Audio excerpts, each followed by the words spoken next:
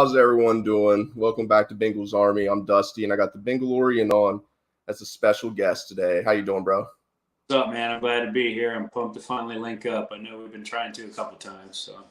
Yeah, it's been. Man, I understand you got stuff going on. You got stuff. It's so hard for me to even stay like on top of like once a week. Like me and the guys, we always talk like, dude, all right, we're gonna get one show in this week. We get two shows in, and then before we know it, it's like, man, we went a week and a half and didn't get one. So Yeah. it's not easy when life comes around. I know I stalled you out. I was a little prima donna with it today. Daughter got some goats and go to get these goats, and the one's still young, so it doesn't really want to be handled, and it had to basically trap it and pick it up and carry it. And then we get to my house, and to get back to my barn, I could drive back around there, but I was like, I should be able to just carry the one that probably weighs 30 some pounds. And the other one, I bet that dude weighs like probably 70 pounds. He's a pretty big boy, maybe 80 pounds. And get him out. And the person I bought him from said she's worked with him on the lead strap and stuff. So I was like, all right, I'll put this lead strap and get it moving. And it didn't want to go. I had to carry it about 150 yards. And I'm carrying my little daughter. She's sitting there wanting to play with it. And I'm like, I was like, I got to get this thing down here. So I'm lifting it up and I'm carrying it down this hill. Yeah. And then get down the one little hill, and then back behind our one barn is another steep little hill. And there's some holes and stuff. We're leveling it out, and I got some topsoil on the way that I got put back there, and some gravel. But yeah, that was fun. So I get done with that, spread some hay in there, or some straw, and then put their hay in. And I walk back in the house, and my wife comes in. I'm like, man, I need to wash up. She's like, wash up, you're doing a podcast, man. Nobody can smell you. I know that. I just feel crazy right now. I'm sitting here sweating. The temperature dropped outside, so I got all bundled up for some stupid reason, and I started going to town. But yeah, that was my day. My dad's got a farm, and he used to have those dwarf goats. So I know what you're talking about. Those are a lot smaller. They're not 70 goats, and they follow you around like dogs, but I know, dude. Yeah, we got their pygmy goats. They're not like the dwarf, like the real small ones.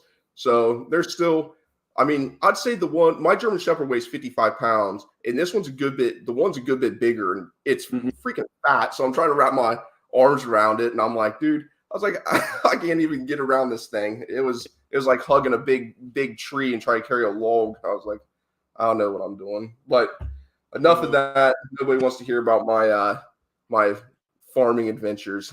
We'll go. We'll start talking some Bengals football. So we're on a nice little win streak, man. How you feeling about the team? You know, Joe got healthy. And it just everything started kind of clicking a little bit for us, and we pulled out some wins that maybe we would have liked to see earlier in the year, but we're starting to pull them out now, getting the streak going. Yeah, man, I think you said it right there. As soon as Joe got healthy, the team got healthy in terms of the ability to move the ball downfield and win football games. So truly, he's the catalyst to success. I mean, in my opinion, the quarterback is the most important position in sports. When you've got a quarterback like Joe Burrow, I mean, come on. Yeah, it kind of blows my mind when people kind of dog Joe and say, you know, the weapons we got, a lot of quarterbacks could perform real well with these weapons. I mean, that is true, but you look back at how many quarterbacks can do that with 3/5 of their offensive line on the bench, or maybe not on the bench, but injured and not playing in playoff games in winning. Like you're playing some top tier teams that are Super Bowl caliber teams, and you win. That speaks volumes of Joe. So, yeah, like you said, 100% agree, man. Having Joey B back there makes everything easier and better. With some injuries, we got T popping up on the injury report. I think he was limited, and then he did not participate. So he's got a little hamstring problem. Not sure how serious it is. Have you heard anything on the severity? I don't know about severity. I know he's not playing. I know we lost Hubbard too. Two guys, Taylor just announced a few hours ago, I guess. They're not going to be there. T's a big loss, no matter how you cut it up. But it just allows Jamar to eat more. And then we'll see Tyler Boyd with some receptions, hopefully across the middle like he did last week. And then somebody like Taylor or even a young guy like Yoshi to step up. And it is Chuck Sizzle's first game back off of his injury. So I don't expect electricity out of him. And I don't think anybody should. And that's not a bad thing because he's coming off of an injury. So if he's able to get involved, that's great. But yeah, I mean, T's dynamic, a big dude, really good receiver. But I think we'll be able to still move the ball downfield, even though he's not there. Yeah, I agree with you. I'm pretty excited to see maybe Miles Murphy step into this role. You kind of hit on him. I think we all want Sam to be healthy and be out there. But the dude plays so many snaps. He probably leads the team in snaps. But just having some this is kind of the week to have that, I guess. Their running game's not the best. Sam's a really good run defender. So having somebody like Miles Murphy, who I was really big on coming out in the draft, like he was a dude that I was kind of hoping that would slide. Lucas Van Ness was my other guy because I was like, I want to get an edge defender.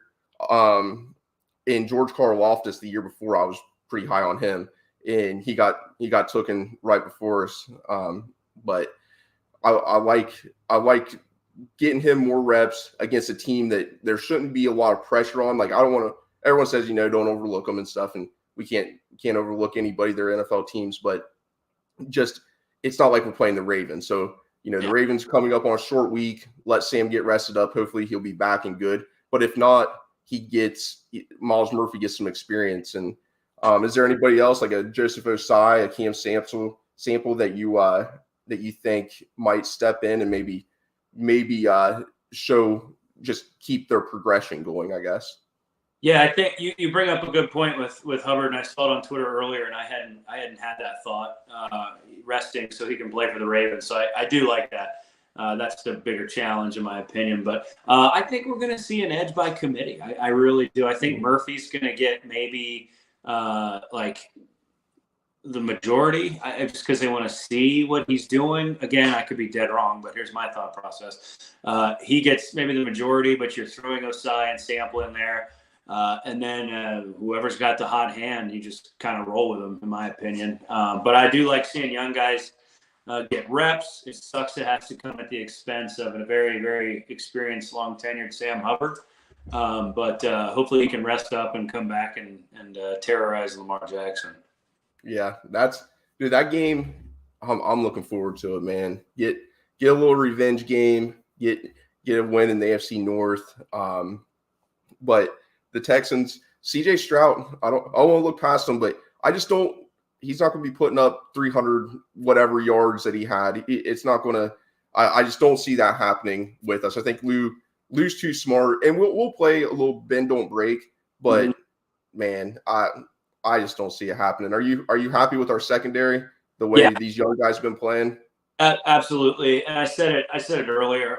There's not an offense alive or a quarterback alive that's going to put up. It was 470 yards on this defense. They're just too talented. They're just too hungry. We had Brock Purdy, I think, put up 365 on us. A lot of it was in garbage time, and we still won that game. But I mean. There's not a quarterback in the NFL that can throw for 470 yards in the air on this defense. This is not going to be Stroud's second game where he just goes off. Absolutely not. I don't believe that. I'm not a betting man. I don't really bet. I don't really gamble a whole lot. I'll play some lottery tickets, maybe once every couple weeks, get one at the gas station or something. But sports betting, I'm not big on it, but if I was to bet, I would take the under on CJ for 300 and some yards against us. But there's really nobody on that team that scares me too much. Nico Collins, Tank Dell. But other than that, like they might. I What's think that? that Nico's out. I think so. Oh, is he? I think he's out. I could be dead wrong. Sorry, I'm adjusting my brace here in the middle of the show. All right. But I'm pretty sure they ruled him out. So I'll have to look back at my tweets. But I retweeted it. That's a big name out. But not to interrupt you. Sorry. No, you're all right. Was it? I remember seeing something with his calf where I think he was limited at one point, and then his calf got messed up. I could be wrong, but yeah, I don't know. Them soft. We know about the calf and hamstrings. AJ Green a few years back, he tweaked his, and so now when T comes up with a hamstring problem, that it just kind of brings back them old feelings, man. But other than those two dudes, I don't. There's not really anybody that makes me too weary on that team. And sometimes we play to the competition. So if we're playing top tier teams, I feel like we'll rise to that occasion. When we're playing some teams that maybe we should beat, just like Arizona, got a little nervous about the Arizona game. And people talk about like trap games and stuff like that. But I think the Bengals are in a place right now where we know the importance of getting these wins and start stacking them, especially with the Ravens being up. I think they're up one on us, 1 or 2 games. So we got a really good opportunity to get a win, and then a short week, come back and play the Ravens to get a win. Defensively, I think their edge rusher, that rookie, what was his name? Will Anderson. Yep, Will Anderson. Yep. Yeah. So I think he was on the injury report as well. They had 21 players on their injury report this week, dude. And it looked like a freaking Little League baseball team with the amount of guys. Will Anderson was on there. Laramie Tunsil was on there, their star left tackle. Derek Stingley Jr., their star corner. Nico, their running back, whose name has escaped me right now, Damian Pierce. Yeah, which, if I'm not mistaken, the announcement I read was Nico and Pierce out. So those are 2 big names out. But regardless of those guys being out, like if we're playing a banged up Texans team, I mean, come on, let's do work, man. Let's put some points up on the board early and often, and just by the third quarter be done with it, Yeah, especially with Jamar banged up. So Jamar's going to. These guys are top tier competitors. They're wanting to be out there. They're going to push it to their limits and be out there if they can. So if we can get a lead, like you stated, man, that'd be ideal. By the fourth quarter, have Joe Mixon, have some of our offensive linemen just be chilling on the sideline. Let some of these other guys in there get some reps in, and let Jamar rest up where he's not banged up. So that right there would be an ideal situation. And I think we all kind of expected that with this team, especially with some of the injuries like Joe and stuff. Like, it'd be nice if we could get some leads and let these guys just kind of coast maybe the last like half of the fourth quarter or something. And I get it. They're NFL caliber teams. It's not nobody there's a pushover. So anything can happen any Sunday, but I definitely would love to see that happening. Do you have any bold predictions with maybe a Joseph Osai sack, another CTB turnover? You got anything that you'd like to toss out there?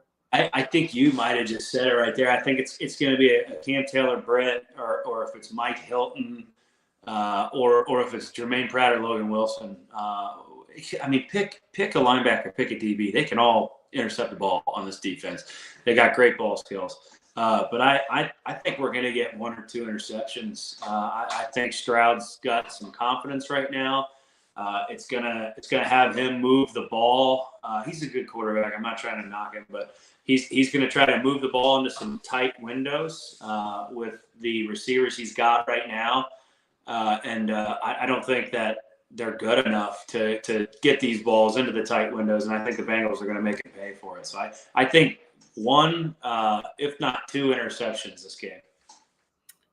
that would be nice. And we see what the team does when we get turnovers. Jermaine Pratt, like just in key moments, we get these turnovers in just those extra possessions for Joe, man. That's I think that's huge for the offense. One, the other team you're taking away scoring, so that's pretty obvious. But also you get more of a rhythm on offense. So the really frustrating thing last week, man, was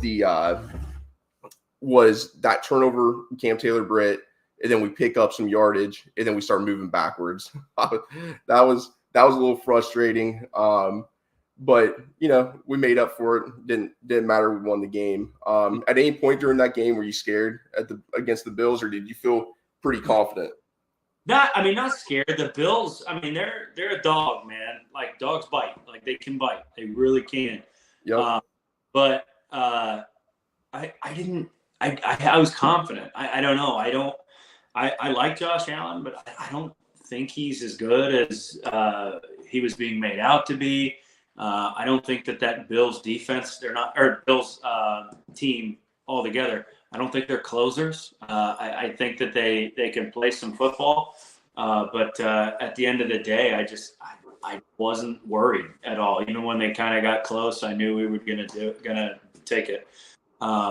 But like your point, yeah, like when we get a turnover, we got to capitalize. Like capitalization is key. If we can not only score early, score often, but grab some turnovers and capitalize on those turnovers, we could win by multiple touchdowns. I agree. I would love to see another CTB turnover because I think he got three interceptions on the year. If not four, three sounds right though. Yeah. Yeah, so he's pretty much every other game getting a turnover. Did you think Jermaine Pratt was coming back? So last year, kind of the end of the season, which emotions are high. You just lost a game that could took you to the Super Bowl. So I don't fault emotional people.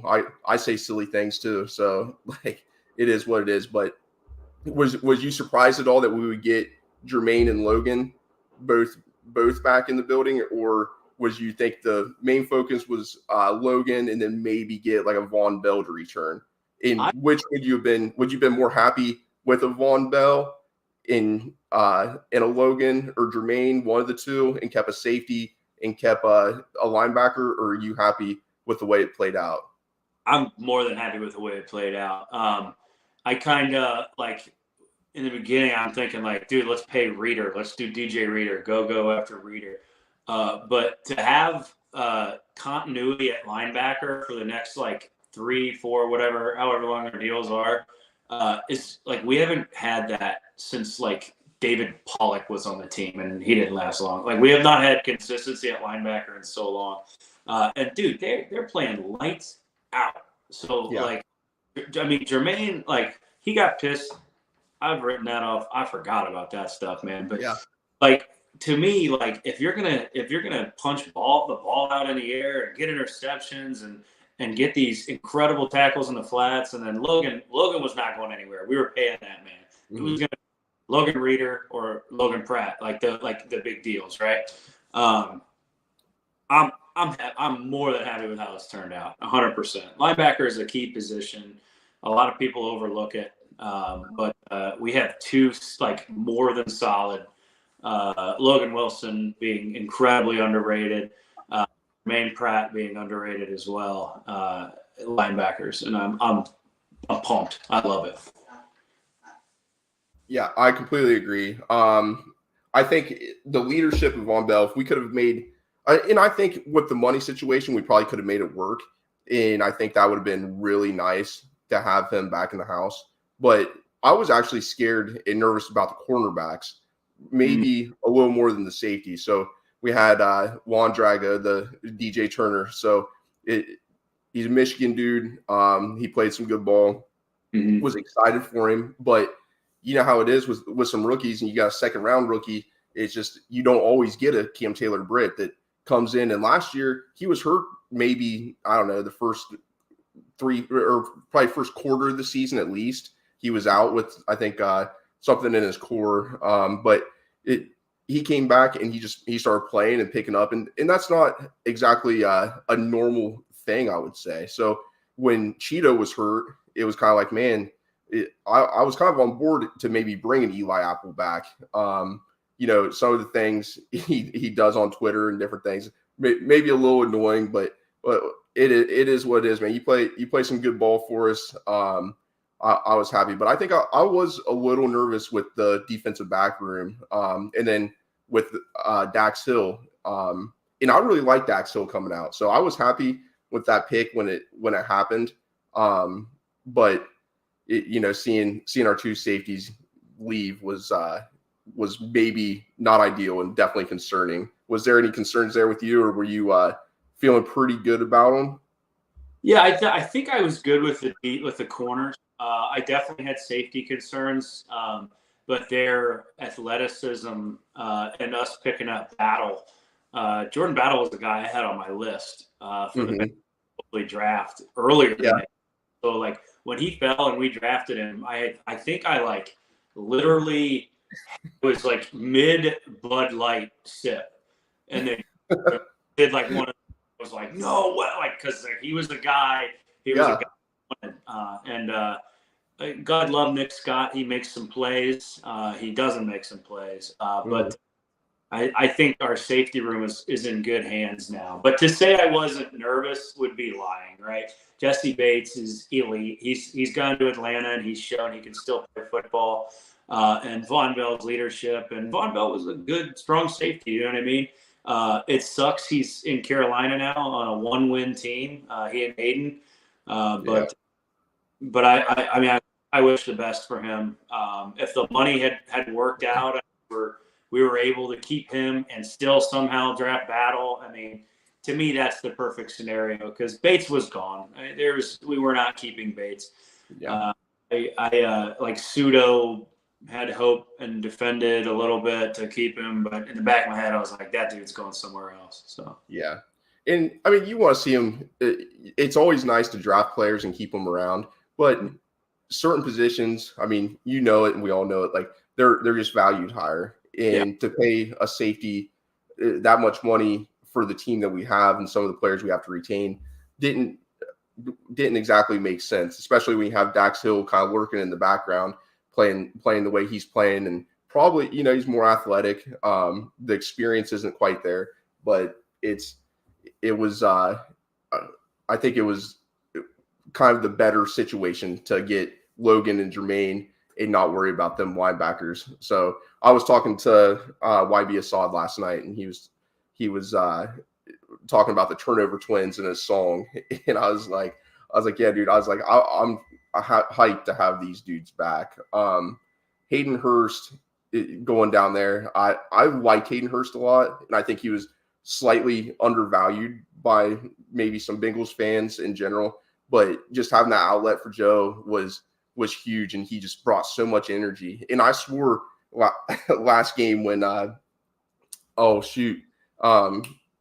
Hudson, he caught the ball for a first down. He kind of got up and flexed. I was like, is this a clone to our boy, like his little brother or something? But how you feel about Tanner Hudson, man? You glad to see him off the practice squad and playing?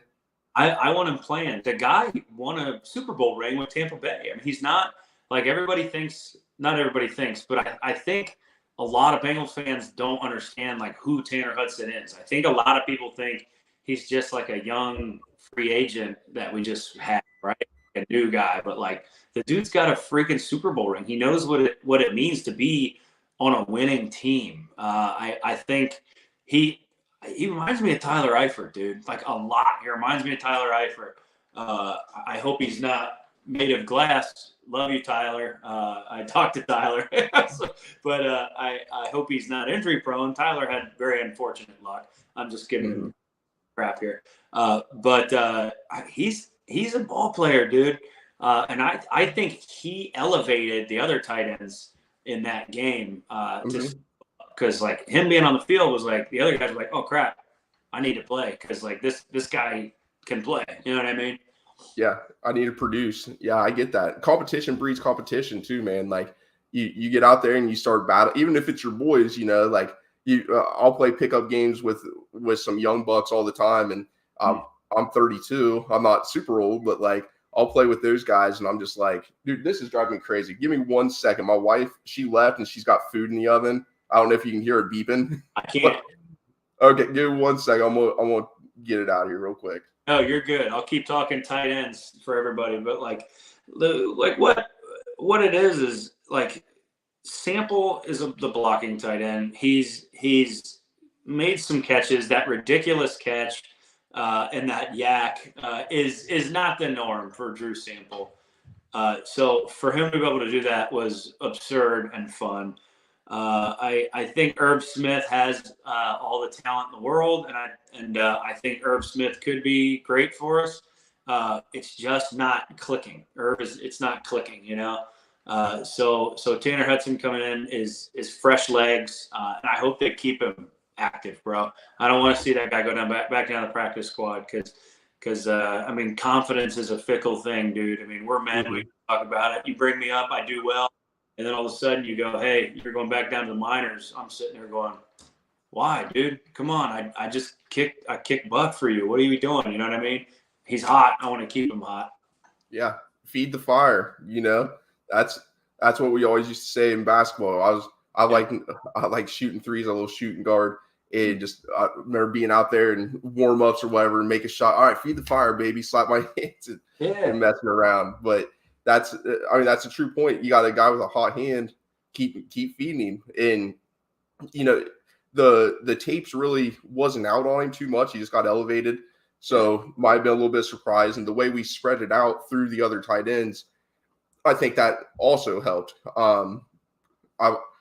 I'm trying to think. Drew Sample, his touchdown. He looked fairly athletic, dude. Like he was kind of rumbling and tumbling, but he didn't look all that bad. I mean, he made a dude miss and dives in. I was definitely a little surprised, and I remember smiling. I was like, I wish the best for all of our guys. And I know some people will be a little upset because where we drafted him at and his production and different things. But I also seen, I forget who it was. I wish I remember so I could shout them out and not steal their flowers here. But they posted a video of him pass blocking, and he was going up against the D end, and I mean he won that block. And I mean that's impressive, dude. Like that's some work this boy's putting in. So to have him out there, and he's grading out really well in his pass blocking. So if we can give Joe, if Joe has time, I mean, we see what he does. It's just unreal. What and how quick he can decide on things. Other than last week when he missed Jamar Deep, that play right there, man. I was like, oh, he has time. He's got time. He's going to find somebody, and he launches it, and it was just a little too late, man. Jamar came down hard, but it reminded me of the play against the Chiefs. I think it might have been last year. Yeah, it was last year. It was that fourth and somewhat short where we threw it deep and Jamar's in double coverage and he comes down with the ball. It kind of reminded me of that play. So I was like, oh, Jamar, he's going to come down. He's going to come down with it. But he hit hard, and that was I was a little nervous about that. I was surprised to see him back out there. He got his back warmed up, and he was doing good. I see you got a skateboard. I've seen this before. I always wanted to ask you about it. Did you used to skateboard? I dabbled, dude. When I was a teenager, I was in that crowd a little bit. I played football, but I saw the skateboard kids. Like, I'm gonna try that. We would go down to our rec center and just do street. I never did like vert or pipe or anything like that. We were just messing up rails and concrete barriers. Dude, that's how me and my friends growing up were, dude. We'd build some stuff, and today I'm like, why is my knees and back hurt? I mean, I did some powerlifting for a long time after high school, probably like 8 years of powerlifting, and I'm like, that's probably why my joints hurt and stuff. But no, I want to say there's a good chance it is, because I'd go off stuff I wouldn't even jump down today, like stairs, and I'm not jumping down six set of stairs. That's not happening. But did you ever go to the skate park down there at Kettering by Rob Deerdeck's park? No, I don't think I've been there in Kettering. My kids love. I took my kids to one in oh god, it was north of here, Tip City or something. I can't remember. But no, I have not been to the Kettering one. No. Okay, yeah, I went to it. This was, man, it was years ago when I quit skating for probably a year or so. Started focusing a lot on baseball and basketball. So I was like, I need to give this up before it cut too much into my practice time, man. And I love shooting hoops and throwing the ball around. And by the time I was done doing that, it was just didn't have a lot of time to skate. But we went down one summer, and like I said, I wasn't skating that much. Probably had a year off, and I did there. There's a 7 set there, and I went down it, and Rob Deerdeck's dad, he was there chilling, walking their little dog around, and he was the nicest dude ever, man. I sat there and I was like, hey, like, you're Rob's dad, right? And he's like, yeah, and just sat there and cut it up and talked, just walked around the park and talked to everybody. You could tell he genuinely loved, seeing the kids down there. I don't know how Rob Deerdeck really is. I mean, he could be kind of a jerk or something. I mean, I don't know, but the park, everyone was there having a good time. It was a beautiful park. I wish I went there maybe 2 years before that when I could actually do some things. And I remember I hit an ollie down that 7. And I felt good about myself. I was like, all right, like we're going to cut it up today. And that was about it. But we used to build some crazy ramps and different things. And it blows my mind, the fear. I wish it was like today, somewhat, where we have phones to record and stuff on. So then I could look back on it and be like, oh, look, I had a buddy that would film stuff, and he'd film a little bit for us, and he made a couple little videos that were pretty cool. But then things are long gone. But I think we hit on a lot of stuff, dude. I appreciate your time. We're in a little bit longer than probably expected. I apologize once again for the late start for you, dude. You got any predictions that you want to plug besides, Bengals win? Are you into score predictions? I definitely think we're going to win. And I think on Drew and I's show, I think I said 27-14. I think that's how we're going to play this one out. I think a little bit of that play to their level. So I don't think we're going to crest 30. But I see 27, and I see our defense honestly kind of making it tough for that Texans offense, and then just maybe scoring twice, maybe field goals, and you know what I mean. So I don't think they're going to break 20. Okay, yeah, I would love to see us get another game. Team doesn't break 20 on us. I think 14's a good score. I think 10 would be nice. A 10-24. Maybe we don't, move the ball super efficient with the possibility of maybe Jamar getting maybe on a snap count a little bit, T being out. I think Trenton Irwin, I'm excited for him. Maybe see him eat it up. Yosavash, see Yoshi out there. Maybe make some plays for us. Is there any receiver? Do you play fantasy football? I do. Yeah. I'm in one league this year. It's the league I've been in forever. Yeah. I do about 2 leagues. I don't like really doing any more than that. I've done it before where I had a few more, and that was not. I was just playing against too many people that I had on one of my other teams. I'm like, dude, I was like, I don't want this guy to score too much because I got him on my team here, but if he scores too much, I'm playing against him. So yeah, it was kind of a nightmare. But I think T.I., he might be a nice little pickup for somebody that needs a flex that's in a deep league. And then maybe it could be Andre's game where he puts up some yards, maybe get another touchdown. But if you want to plug your show, bro, plug what you guys are doing. I know you got a pretty cool show that you guys got. Yeah, man. Drew Garrison and I run the Blue Collar Bengals show. It's on YouTube. Like and subscribe. You can find it all over our Twitter pages. I'm at Bengalorian. He's at Drew Garrison. A lot like this show, man. Just sitting around, chatting, talking about football with some cool people.